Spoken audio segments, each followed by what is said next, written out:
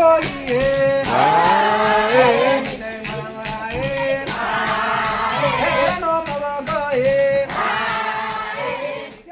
just told us this is actually. Brother just told us this is actually cotton right here.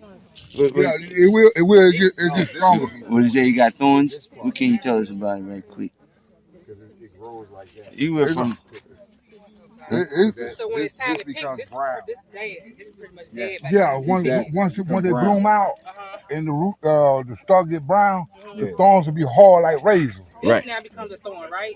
This the sharp part. That when that busts open, they're gonna be cotton. Oh. All it's still gonna wither away and be hard. It'll be time to harvest. Oh, okay. Once they bust The green is down there, the cotton you can actually see the cotton. You actually see the cotton. And this thing, when you get to picking that stuff, ow, ooh, ow. They had to do this all day from crack of dawn until, facts.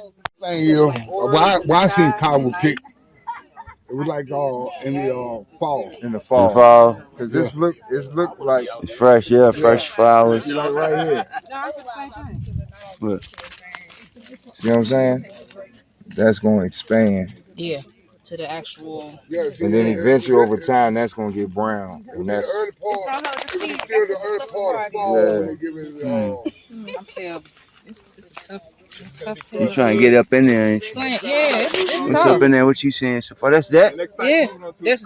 That's before it bloom out. Then it's this, and then the next time. This. Wow. That's white right there. We got fresh cotton. This is live. We got fresh cotton right here. Oh, this is before it really dries up. Show it to me right quick. Yeah, this is before it really dries I still up. want to pluck one, but it's still fresh. When they pick the cotton, they pick that close to the fall. When everything, the green would start dying off, and the cotton just bloom out. Okay, when it dies, so that's why it look like it's on sticks afterwards. Yeah. That's when the thorns get hard. Wow.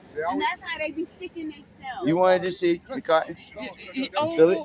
That is cotton. Hey, sure. Oh my God. You see? Yes, this is amazing. Unlimited. Our wealth is in spirit. You $4 short. Okay. Let me lock in because I'm freestyle. You know how that is. You're going to come from the spirit with it. All right, we live right here on the Street Hype Edutainment show. It's been a while since we've done some interviews on this particular piece. And guess who we have back in the house after, 12 years? They've been over a decade. You know what I'm saying? We got my brother, Dr. Umar Johnson. Yeah, me and B. Copeland, we was rolling before St. Paul's came up for sale. That was 14. We were doing the meeting of the minds in 11 and 12. That's what it was. And 13, Tidewater. Yeah. Elementary in Norfolk. So we go back at least 10. Yes, sir. It's like, I think when I first met you was in Atlanta. I think you was doing something with Professor Griff, maybe. Okay, we did a lecture in Atlanta. My second lecture in Atlanta, I think, was Griff. Me and Griff. Okay. And then when and I remember that lecture because I was doing the 33 Laws of Black Power. And when I got to, who did I get to? I think I got to the Mau Mau Warriors, the Land and Freedom Army of Kenya. And when I spoke their name, the Thunderstruck, boom, and everybody was like, whoa. Yeah. So it was some Shango power. Let me ask you, when you first came out, you was like I guess you still the Prince of Pan Africa. Yes, sir. And then, over the years went by, I started seeing you as this King Kong of consciousness. Yes, sir. What's up with that? How you become King Kong, man? How did I become King Kong? Yeah, facts, man. Well, the thing is, I come up with the names, but the people always have to baptize and validate and verify the name. Right, you know what I mean? So I'll put it out there, right. But it's up to the people to run with it. And they be running with them.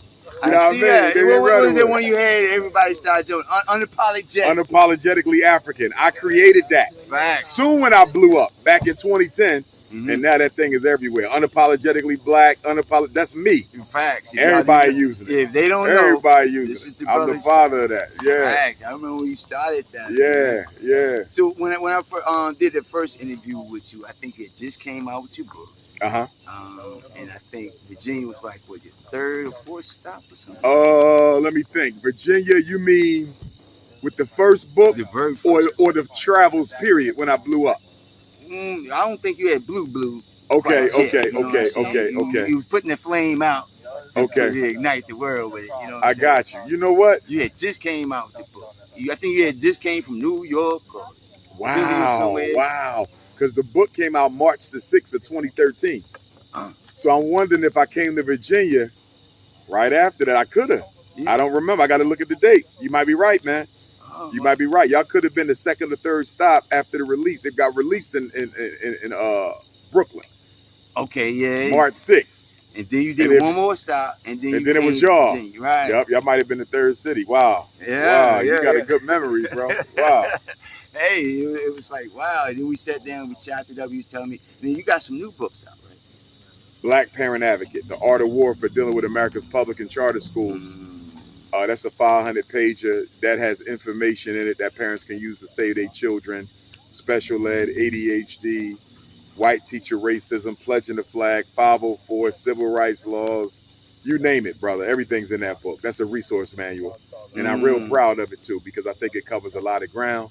Right. And if parents are serious, if they look in that book, they'll get a lot of solutions for the children. And one of the motives for coming up with that book, since FDMG is coming soon with the school, bro, I'm not going to have a whole bunch of time to help parents individually. Right, so the book is a way to give them something, because I'm going to have to step away and make sure these kids is learning. You know what I mean? So that was part of the motivation for the book. Let me ask you now. And plus, I was home on COVID because the book came out my 10-year anniversary.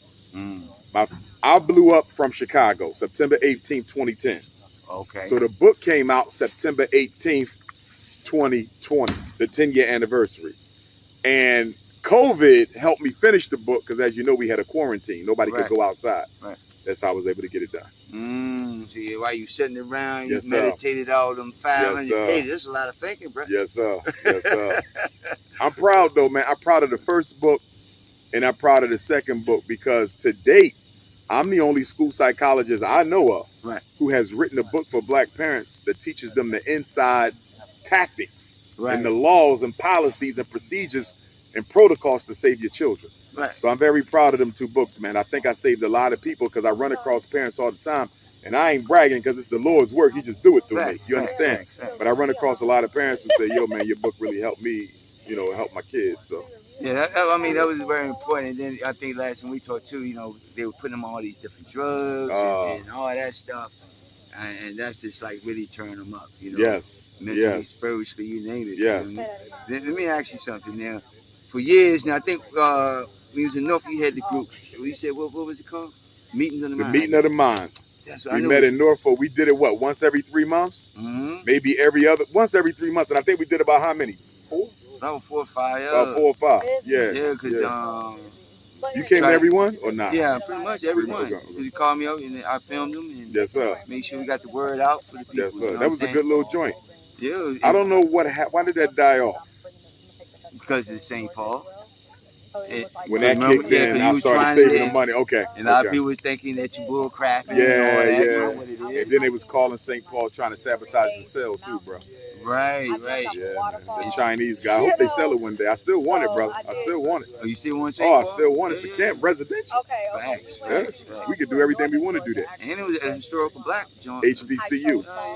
James Solomon Russell, a friend of Booker T, and a colleague of Dr. George Washington Carver. And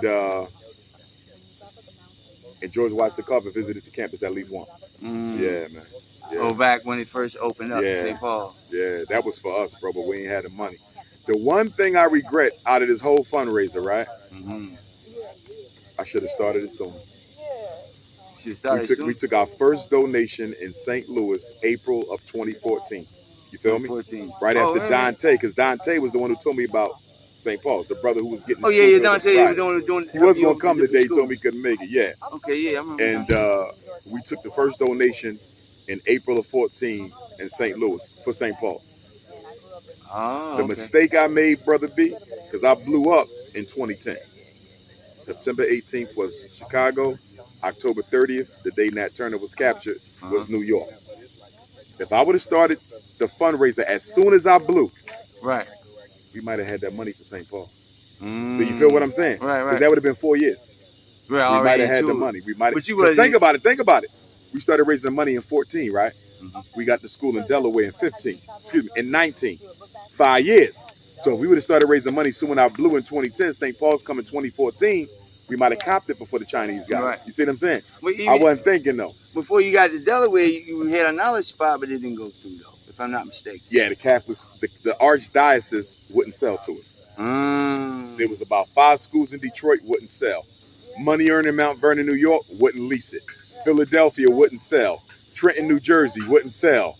We could have been had the school, but the Catholic schools ain't want to sell us now. And tell me, excuse me, people, excuse me, because we trying to interview, it's like picking up your boards. Yeah, we doing a live, like an actual live interview. You don't mind, please? Yeah, no, we didn't realize. It's okay, beautiful. Appreciate you. Appreciate you. Thank you.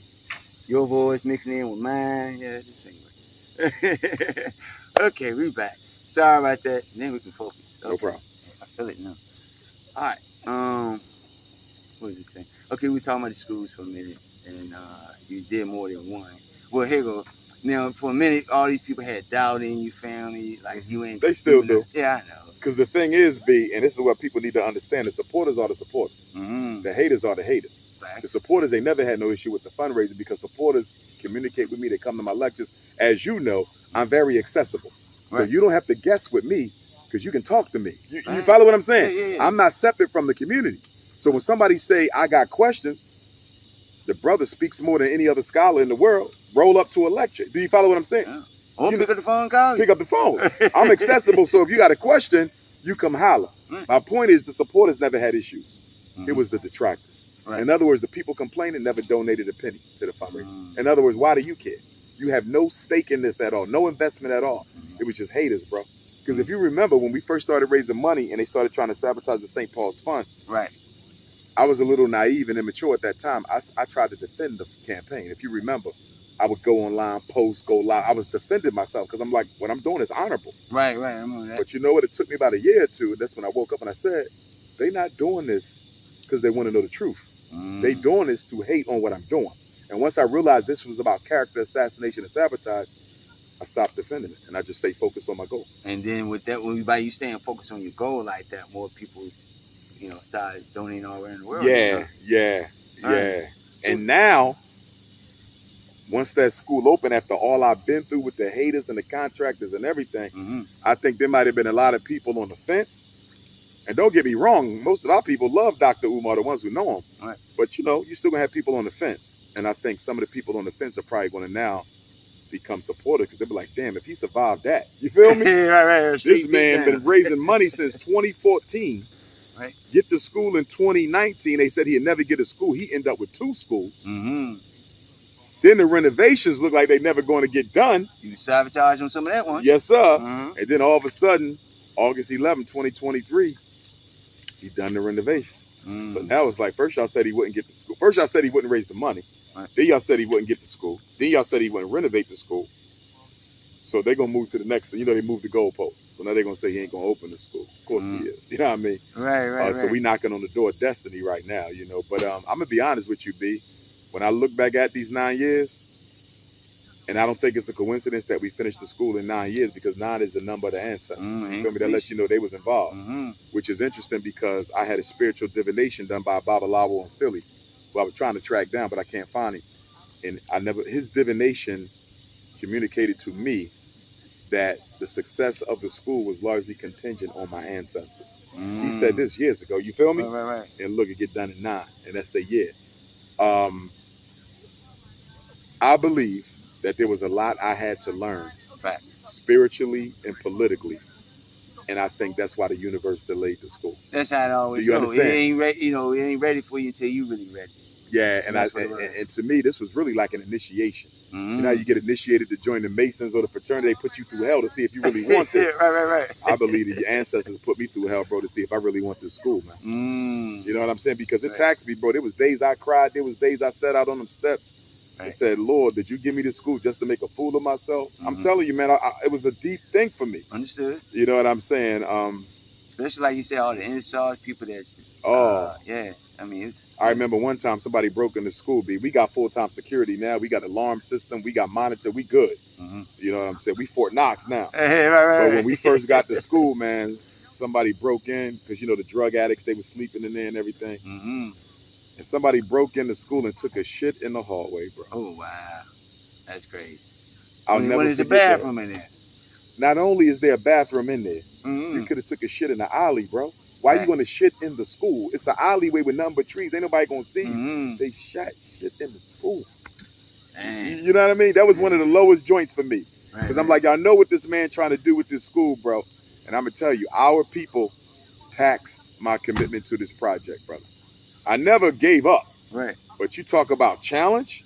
Well, you would every day you come down there and your own people spray paint, shitting in the hall, bussing in, breaking bottles, busting windows, dropping off trash in front of the school. When I drove down here yesterday, I stopped by the school.